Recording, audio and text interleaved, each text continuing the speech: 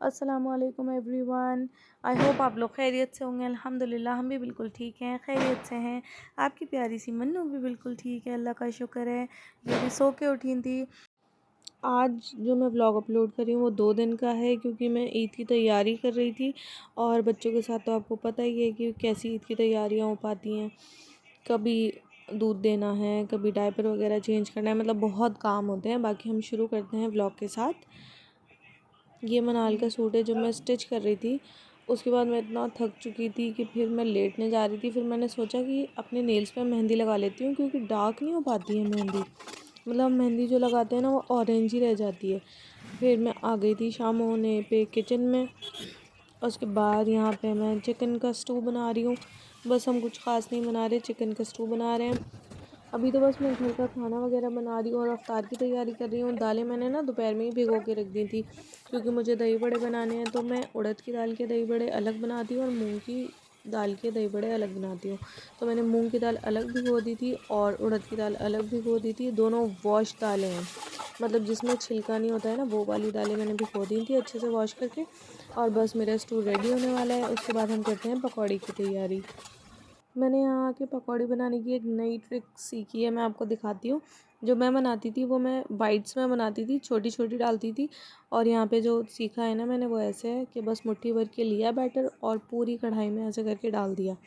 मतलब कोई आपको प्रॉपर पकौड़ी की तरह छोटे छोटे बाइट्स लेके नहीं डालने हैं बस। और पकौड़ी रेडी हो जाती हैं आपकी।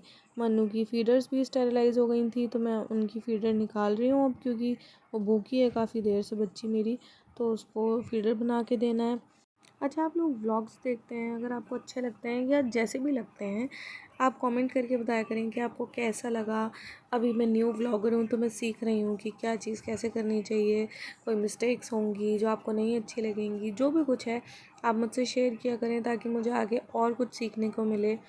बस हमारी पकौड़ियाँ भी रेडी होने वाली हैं, इन्हें मैं निकाल लेती हूँ और फिर चलते हैं अपना दस्तरखान पे। फिर दुआ मांगेंगे, क्योंकि एक आधी दिन रह गया है बस। आज का थोड़ी सी दुआ मांग लेते हैं और फिर बस कल का दिन रह जाएगा। रहमतें और बरकतें तो जा रही हैं।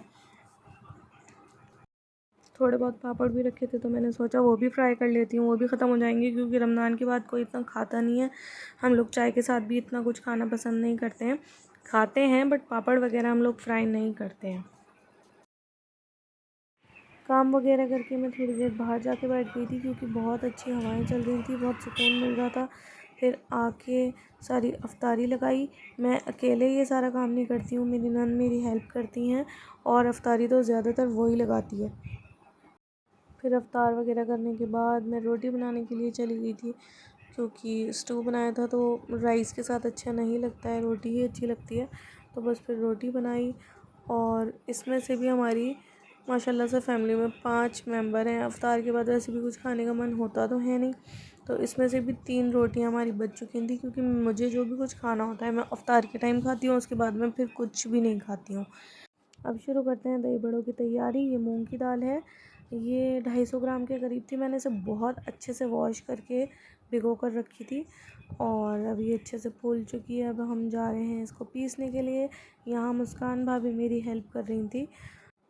अगर आप मूंग की दाल के बड़े बना रहे हैं तो आप ये कोशिश करें कि उसमें पानी बिल्कुल भी ना जाए, क्योंकि मूंग की दाल जब हम ग्राइंड करते हैं ना तो वो खुद ही इतनी पतली सी हो जाती है।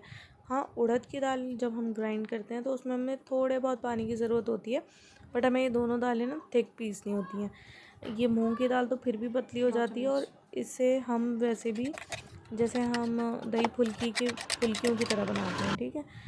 और जो हमारे ये होते हैं उड़द की दाल के, इसे हम थोड़ा और इसका जो बैटर है उसे थिक रखें। या आधा किलो के करीब दाल थी, अब इसे भी ग्राइंड कर लेती हूँ।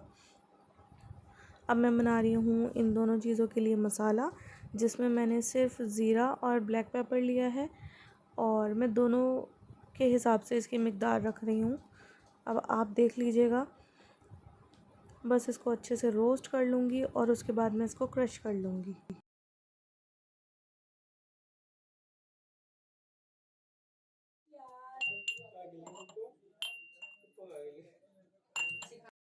ये जो मूंग की दाल पीस के रखी थी, इसमें मैं 1 स्पून ये मसाला पीस के रख रही हूँ जो मैंने अभी क्रश किया है ज़ीरे का और ब्लैक पेपर का। फिर बस मैंने इसमें सॉल्ट डाली है और थोड़ा सा सोडा डालूँगी और इसे बहुत अच्छी तरीके से फेंटना है, क्योंकि मूंग की दाल के जो हम बड़े बनाते हैं ना, उसमें ज़रूर से गांठ पड़ जाती है। तो आप ये चीज़ का ध्यान रखें, बहुत अच्छे से उसको मिक्स करना है। और फिर सेम चीज़ मैंने नमक, सोडा और ये वाला मसाला उड़द की दाल में भी डाला और इसे भी बहुत अच्छे से फेंट लें। इसे हमें इतना ज़्यादा फेंटने की ज़रूरत नहीं होती क्योंकि इसमें गांठ नहीं पड़ती है, बट मूंग की दाल वाले में ज़रूर गांठ पड़ जाती है। तो आप उसे, जैसे हम बेसन देर तक फेंटते हैं ना, कोशिश करें उसे भी देर तक फेंटने की। फिर मैंने एक साइड में ये भगोने में पानी रख दिया था और उसमें हींग डाल दिया, क्योंकि हमें ये सारे बड़े इसके अंदर डालने हैं। अब ये मूंग की दाल के बड़े बनाने स्टार्ट कर दिए हैं मैंने। ये सारे जब अच्छे से गोल्डन ब्राउन हो जाएंगे, फ्राई हो जाएंगे, तो वो जो पानी मैंने हींग का पानी खौलाया है ना, उसके अंदर मैं इसको डिप करूँगी। जब ये अच्छे से एब्जॉर्ब कर लेगा पानी अंदर अपने, उसके बाद उसको थोड़ा निचोड़ के उसको हम एक कंटेनर में स्टोर करके रख देंगे।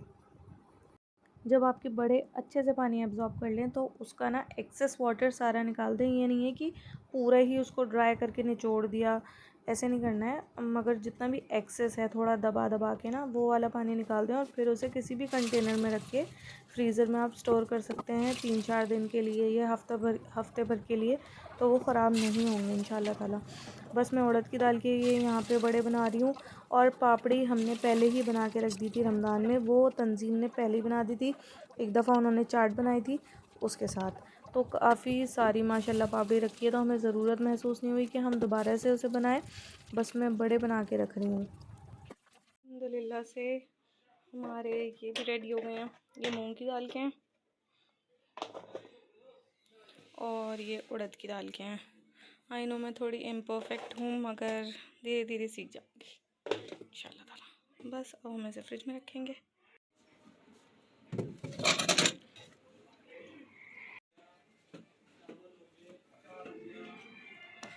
इसको पहले ऊपर रखते हैं और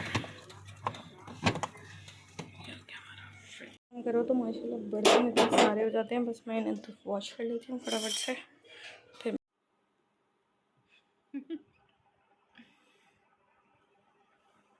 थोड़ा सा ये वाला थर्ड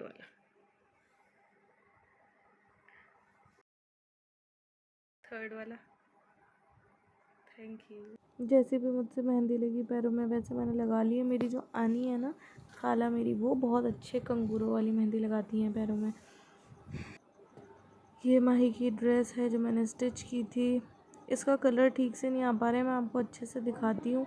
ये इनका हेडबैंड भी मैंने ही स्टिच किया है। ये देखिए, ये इसका कलर है और बहुत ही प्यारी लग रही थी, बट इतना लूज़ हो गया था कि मुझे इसके साइड्स में इलास्टिक लगानी पड़ी। इलास्टिक लगाने के बाद भी स्टिल ये लूज़ ही है उसके। अब देखते हैं वो पहनेंगी या नहीं पहनेंगी, क्योंकि वो इरिटेट हो जाती हैं जल्दी से हर कपड़े में। वो मुझे इसकी बहुत प्यारी लगी थी। अल्लाह का शुक्र है, अल्हम्दुलिल्लाह, अल्लाह ताला ने बहुत अच्छे से बनवा दी। रही है इमली, वो मीठा वाला वो होता है ना, इमली की चटनी, तो ये वो बन रही है। और अभी तो बहुत थिक करनी है इसको, बहुत देर तक पकाना पड़ेगा। और इधर मैंने गोश्त रख दिया है क्योंकि हम आलू गोश्त बना रहे हैं बस। और लो जी, मैं टमाटर ही डालना भूल गई। अब जब भूनूंगी तब मैं उसमें टमाटर डालूंगी। फिर ये तंजीम ने मुझे पकौड़ी का सामान कट करके दे दिया था, अब मैं उसकी तैयारी करती हूँ। नमक वगैरह, नमक मिर्च वगैरह जो भी मुझे कुछ डालना है वो सब मैं अभी डाल दूँगी, ताकि ये जो चीज़ें हैं ये पानी छोड़ दें अपना, मुझे एक्सेस पानी नहीं डालना पड़ेगा। फिर ये मेरी मम्मी ने बताया था कि जब ये सब्ज़ियाँ पानी छोड़ देती हैं ना, तो आपको अलग से पानी डालने की ज़रूरत नहीं होती है। तो मैं इसी तरीके से करती हूँ। और बस अब मैं जल्दी जल्दी तैयारी करती हूँ, बहुत लेट हो रहा है यार। इमली पूरे अपने ज़ोरों शोरों पे है। ये ना यहाँ तक आ चुकी थी, देखते हैं हम लोग यहाँ तक।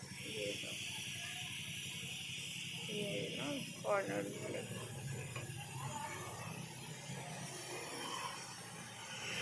अब थोड़ी थिकनेस आ चुकी है इसमें, अभी तो और थिक करना है भाई, ये तो बहुत कम है। देखें अब इसकी कंसिस्टेंसी काफ़ी थिक लग रही है, आप लोगों को भी नज़र आ रहा होगा, इसके बॉईल से ही पता चल रहा है कि काफ़ी थिक हो चुकी है, और ऐसे ही देख सकते हैं आप। अब मैं इसको बंद कर दूँगी, और जब ये ठंडा हो जाएगा तो इससे ज़्यादा थिक हो जाएगा। बस अब मैं इसमें कुछ नहीं करने वाली हूँ, इसको छान के और जार में पोर करके रख दूँगी, बस। गर्म करने के लिए रख दिया है, बहुत कम है तो मैं इसमें थोड़ा और ऐड कर दूँगी बस, क्योंकि अब हमें कोई काम नहीं है कल के बाद अल्हम्दुलिल्लाह। जो मैंने वो बनाने थे दही बड़े वो सब मैं बना चुकी हूँ, दैट्स इट। तो बस यही बनाना है मैंने। अब मैं बस इसमें पकौड़ियाँ फ्राई करना स्टार्ट कर दूँगी, पहले एक दफ़ा ऑयल गर्म हो जाए। ये पकौड़ियाँ बन रही हैं और बस 2 राउंड की ही हैं, क्योंकि एक राउंड ये है और एक ये है फ्राई हो रहा है। और यहाँ बना रही हूँ मैं कीमे के समोसे। आप लोग सोच रहे होंगे 2-3 बार बना चुकी, ये पक चुका है, पकते हुए 15 to 20 मिनट्स हो चुके हैं। हम इसे भून लेंगे। और यहाँ तंजीम फ्रूट चाट बना रही हैं। बस मेरा पार्सल आ चुका है, मैंने माही के डायपर ऑर्डर किए थे। कभी कभार अमेज़ोन भी इतना लेट डिलीवर करता है कि मैं बता नहीं सकती, उसके डायपर ही ख़त्म हो जाते हैं, जबकि मैं उसके ख़त्म होने से पहले पहले ही ऑर्डर कर देती हूँ। और ये देखिए मेरी मनाहल कितनी क्यूट लग रही है माशाल्लाह।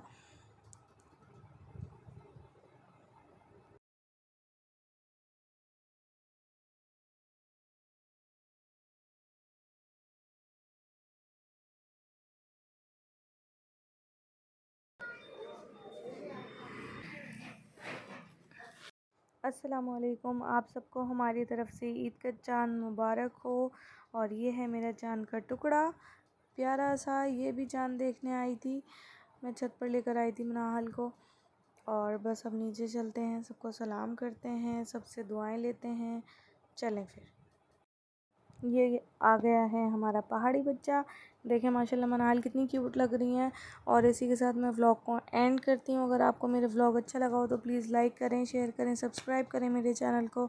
अल्लाह हाफ़िज़, अपना ख्याल रखिएगा।